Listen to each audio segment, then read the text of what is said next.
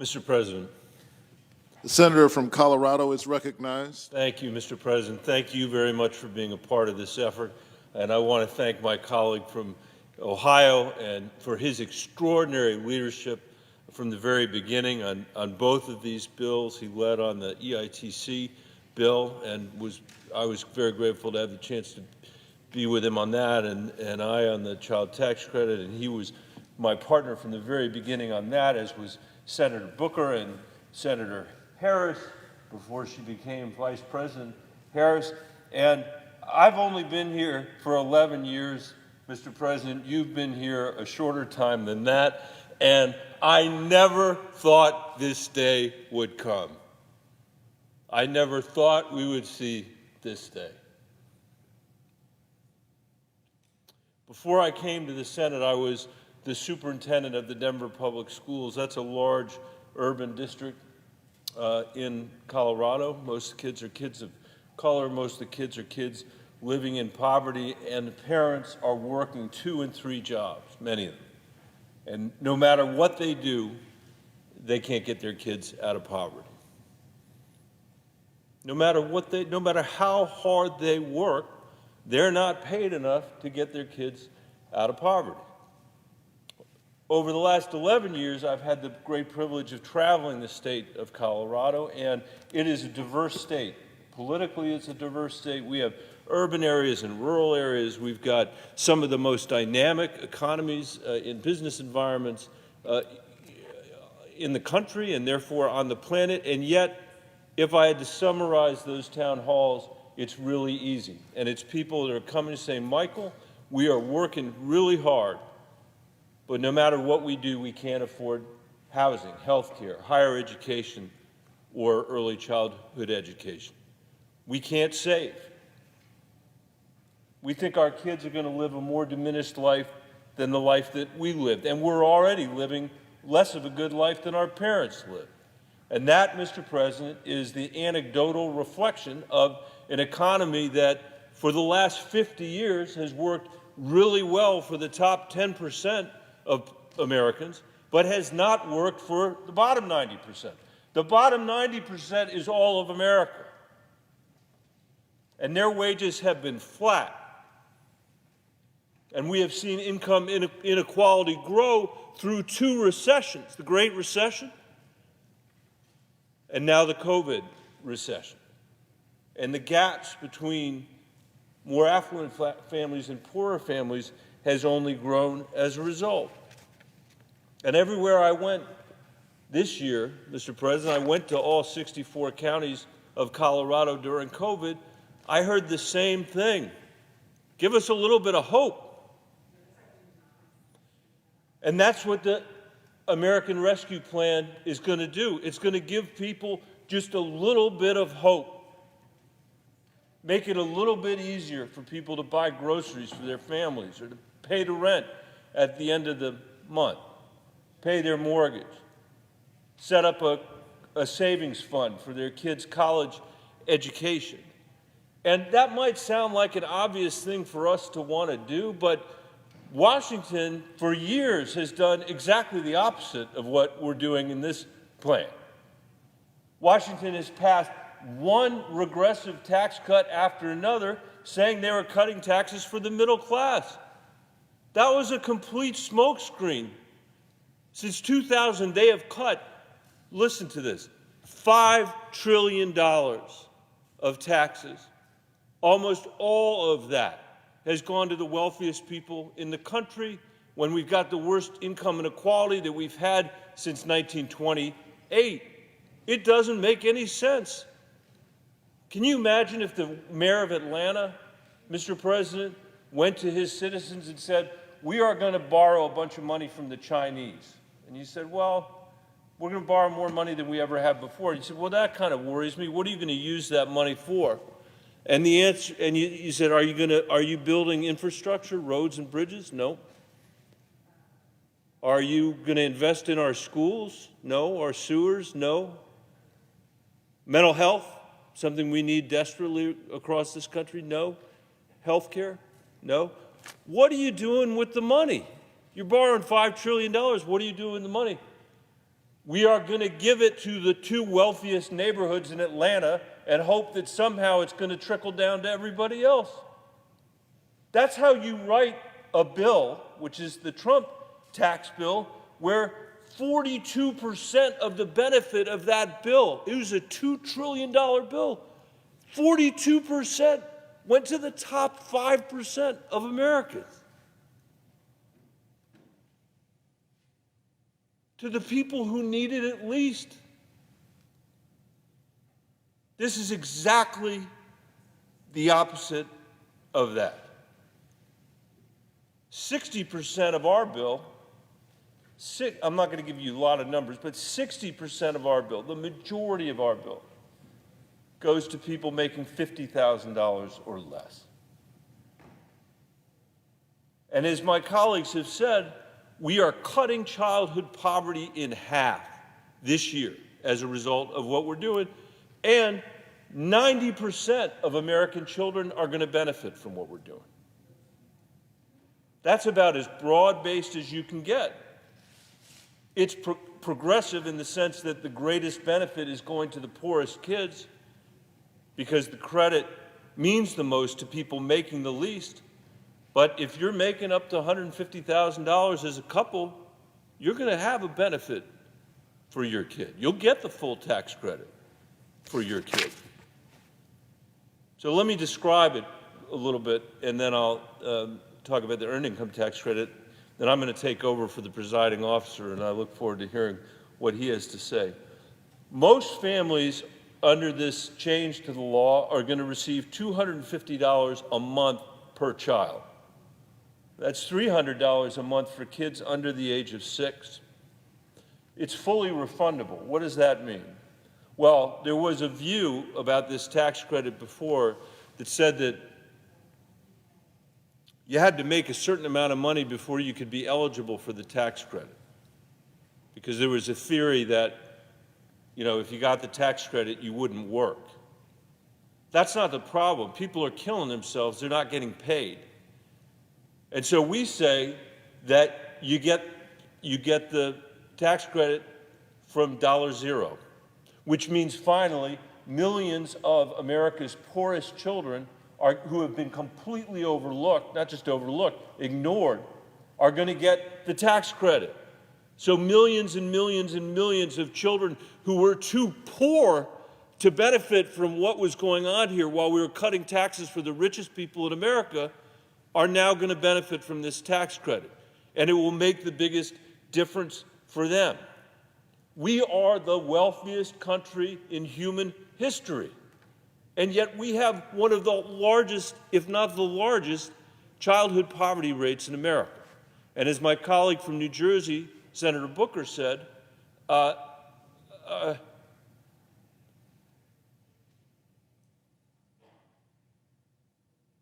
lost my train of thought. Let me see if I can get it back. I'm so excited about what we're doing, I can't believe it. But as Senator Booker said, the largest group of poor people in America are children. In other words, children have the highest percentage poverty rates in our country. How can that be? How can we accept that as a permanent state of things? Well, we're not. Because of Joe Biden's bill, we're cutting it in half. And we're saying in the richest country of the world, it is unacceptable for us to have one of the highest poverty rates. Other countries have cut their poverty rates by half. Why can't we? Well, today we are. We also have some of the worst economic mobility rates in the world, in the industrialized world as well, meaning it's hard to move up on the economic ladder. We used to say we're the land of opportunity. Unfortunately, there are a lot of other countries where people are able to get ahead by working hard. We want that to be our country again. And we want to give poor children a chance here. There's not a single child that chooses to be born poor. And the senator from New Jersey quoted James Baldwin. He's one of my favorite authors, too, about how expensive it is to be poor. The other thing that we have done in America is we have made it incredibly hard to be poor. Incredibly hard to be poor.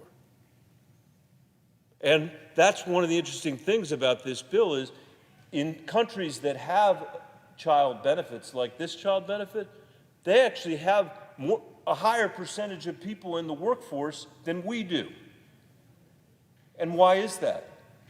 It makes total sense. It makes total sense. Because if you've got a little bit of breathing room at the end of every month, you can fix a car that breaks down and you can stay on your job.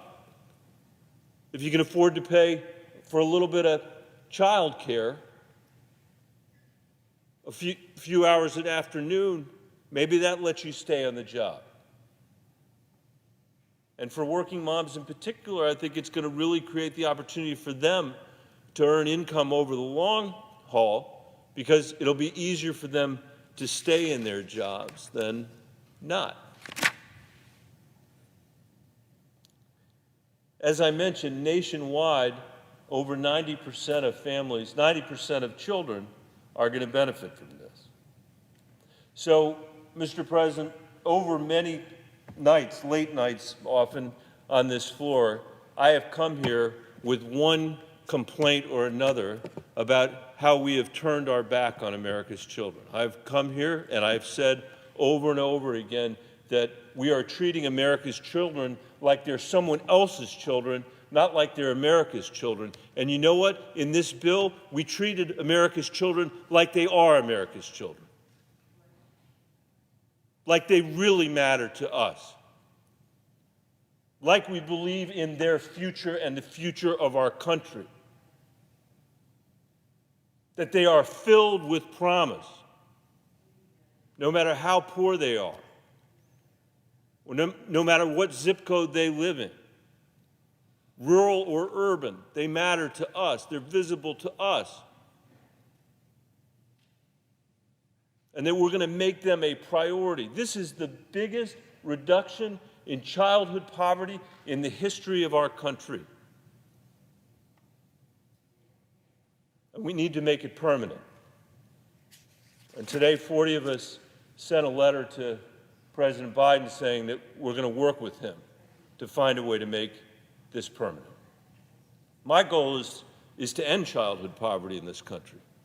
That's where I really want to be, because then I'll know we really are not going to hold some child's economic circumstances against them, but we're going to give every child in America the chance to run the foot race with each other. But 50% is pretty good. It's the best thing we've seen out of Washington in generations.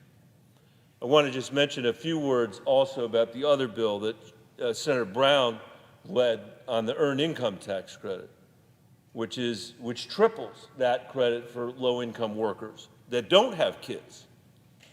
So these are workers that don't have kids that won't benefit from what we're doing on the child tax credit, but will benefit from what we're doing on the earned income tax credit. Believe it or not, until now, until we passed this bill, Washington, D.C. was actually taxing people into poverty in this country. In other words, people were working, they were earning a living, and then they had to pay their taxes, and then they were in poverty. Because we're tripling the tax credit from about $500 to $1,500, that no longer will be true. We also bring the minimum age down from 25 to 17, and we lift the cap for seniors so more people can benefit from this tax credit. In fact, 17 million people in this country are going to benefit from this change. 300,000 workers in my home state of Colorado. And these changes are going to transform lives. They're going to give folks a chance to breathe. Just like all of you, I want an economy that when the economy grows, it grows for everybody. It doesn't grow just for the people at the very top. That's the economy we've had for the last 50 years. Such an economy is a threat to democracy. You cannot have a democracy if you don't have an economy where everybody feels like they get ahead. It won't work. It's never worked in human history, and I think it would be unreasonable for us to expect it would work here. And it's created a lot of uncertainty and in many places a lot of anger about whether the American dream still exists for most Americans. I believe we will be able to dream again here. And we're going to need, as I said, an economy that works for everybody. That means investing in our infrastructure.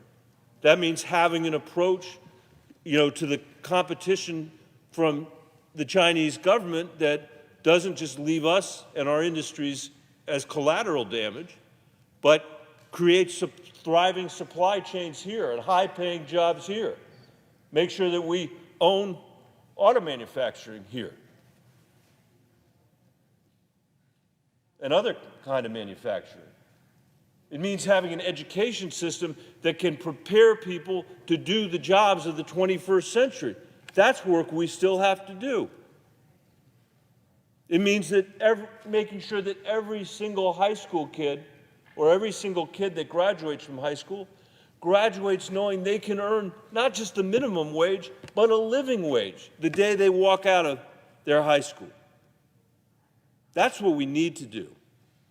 But in the meantime, this tax cut for working people and for low-income people means that people are going to be able to put food on the table, save a little bit of money, get through this pandemic, make their lives a little bit better, and give their kids a little bit more hope.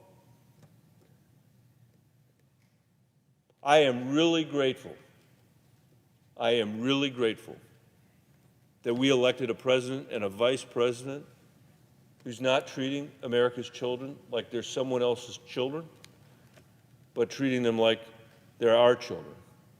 That's not only the right thing to do for them, that is the essential thing to do if this democracy is going to survive. Mr. President, I want to thank you for all your efforts on this bill as well. Since you joined the Senate, I'm going to stop there and I'll come replace you. I yield the floor.